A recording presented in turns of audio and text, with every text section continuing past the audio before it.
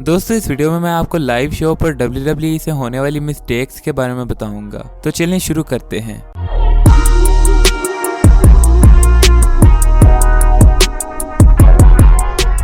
अस्सलाम वालेकुम दोस्तों, मैं हूं मोहम्मद उस्मान और आप देख रहे हैं सुचलुर्दू टीवी। दोस्तों WWE से अक्सर लाइव शो के दौरान मिस्टेक्स हो जाती हैं जिन्हें कई फैंस मिस कर देते हैं। लेकिन आज की इस वीडियो में मैं आपको WWE से होने वाले 5 वॉचेस के बारे में बताऊंगा और इनमें से 2 वॉचेस तो WWE के recent pay per view survivor series 2020 पर हुए। तो चलें वीडियो की तरफ बढ़ते हैं।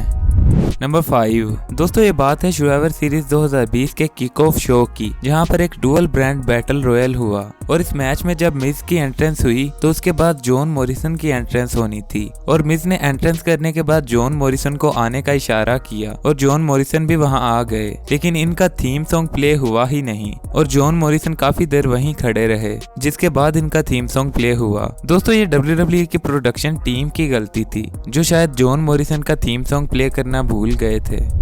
नंबर 4 दोस्तों सर्वाइवर सीरीज 2020 के किक ऑफ शो पर एक और बोच हुआ और ये बोच किक ऑफ पैनल पर बैठे WWE hall of famer Booker T से हुआ, जो शायद भूल गए थे कि सर्वाइवर सीरीज पर मैचेस किस तरह होते हैं और कहने लगे कि मेरे ख्याल में ड्रू मैकिंटायर रोमन रेंस को हरा देंगे और स्टिल चैंपियन रहेंगे। हालांकि वो मैच किसी टाइटल के लिए नहीं था और सिर्फ एक चैंपियन वर्सेस चैंपियन मैच था जिसमें हारने वाला भी चैंपियन ही रहता। और इसके अलावा इन्होंने कहा कि मुझे लगता है कि बॉबी लैशली सैमी ज़ेन को हराकर डबल चैंपियन बन जाएंगे, हालांकि वो भी एक नॉन टाइटल मैच था।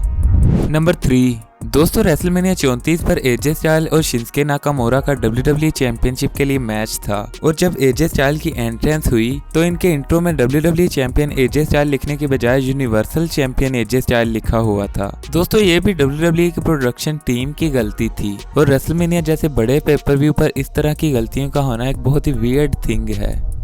नंबर 2 दोस्तों रे मिस्टीरियो का मूव 619 एक बहुत ही फैंटेसी मूव है और रे मिस्टीरियो इसे बहुत अच्छे तरीके से हिट करते हैं, लेकिन हर बार ये अच्छा परफॉर्म नहीं हो पाता। कुछ ऐसा ही हुआ जब इनका MVP के साथ मैच था और जब रे मिस्टीरियो MVP को 619 लगाने लगे तो MVP वहां से पीछे हट गए और इन्हें मूव लगा ही नहीं, जिसके बावजूद ये नीचे गिर गए।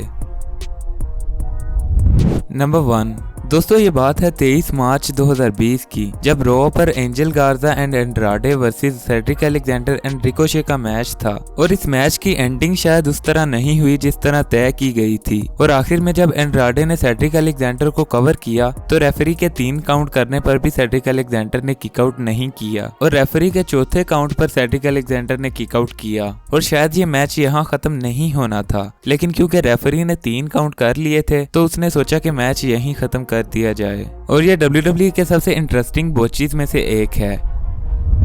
दोस्तों ऐसी मज़ीद वीडियोस के लिए हमारे चैनल को सब्सक्राइब कर लें। अगर आपको वीडियो पसंद आई हो तो इसे लाइक करें और कमेंट सेक्शन में बताएं कि आपको इनमें से कौन सा वॉच सबसे ज्यादा फनी लगा।